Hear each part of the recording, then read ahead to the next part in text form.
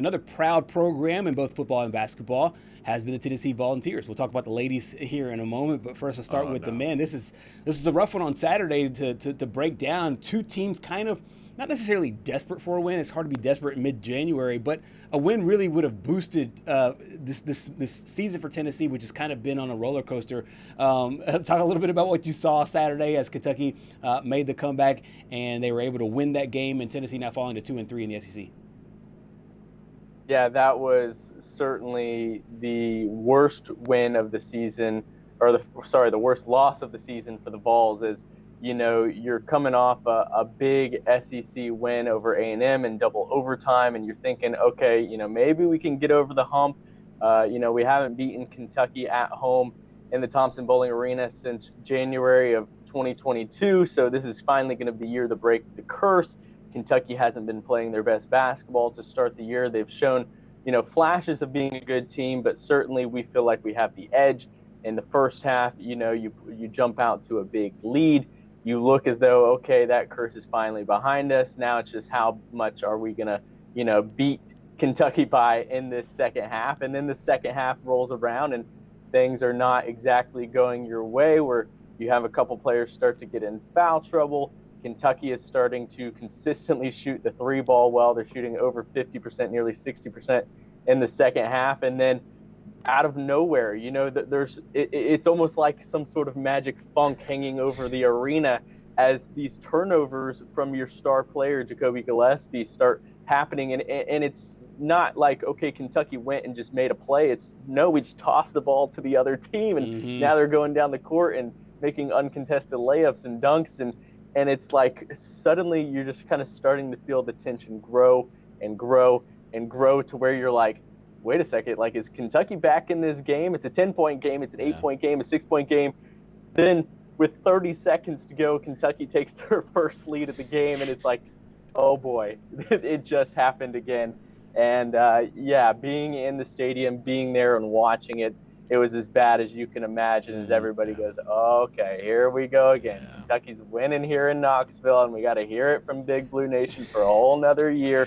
We beat them in the tournament, so that was great. We had that over them as, hey, you guys swept us in last year, but we beat you in the tournament. And now it's like, here we go, back to ground zero, back to the start, where Kentucky's 1-0 on the season, and we got to go there where they know, yeah, we can beat those guys. Right. So obviously last year they had Meshack and Ziegler that could, score, and you bring in Jacoby Gillespie, but this year it feels like it's Jacoby Gillespie or bust for this team. And I know that they were linked to Rodney Rice in the portal, and I know that Rick Barnes was pushing heavy for him before Rodney ended up going over to USC. How big of a hole is it, the fact that they just weren't able to get him a secondary scorer to Jacoby Gillespie?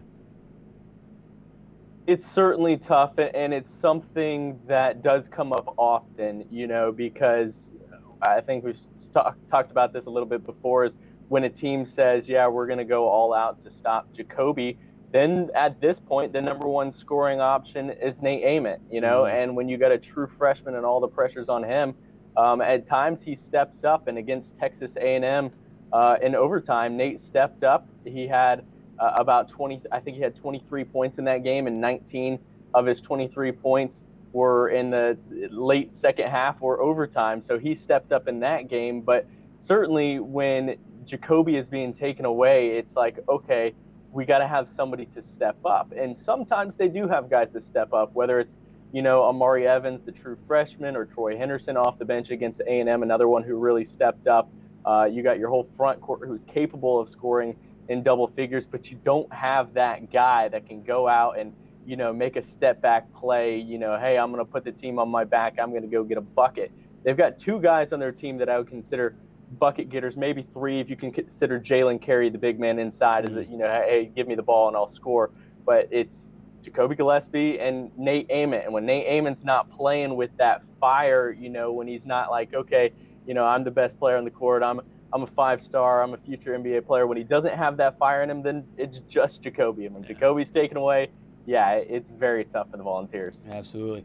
Coach Rick Barnes trying to pull the right levers to find some consistency, spoke after Saturday's game. You know what? We should probably kick that to ESPN guys in the studio and let them answer it, because I don't know. Maybe they have the answer. You know, they seem to have the answers with it. But you know what? I wish I knew. You know, how to get that. And our guys work hard. You know, they do. They work hard. But there's more to it. The mental side of it's just as important, and understanding it's a high level competitive, but the things that we're not consistent with, they have to be there. That's just, you know, hands, the details, and that we're just not where we need to be for 40 minutes taking. And again, we've proven we can play with some of the best teams in the country, but you know what? Do I think we should be getting more out of our 4 frontline guys? Absolutely. But I don't know why we're not. I know we watch it, we go back with it to them, but when the lights come on, they've got to do it, and we just haven't been able to be consistent with the effort that we need from them, whether it's what we want to do, posting up, the angles, decision making, all that. But that's why it's a long way to go, and our job is to keep working, and it's our job to get them better, and we're going to keep working until we do.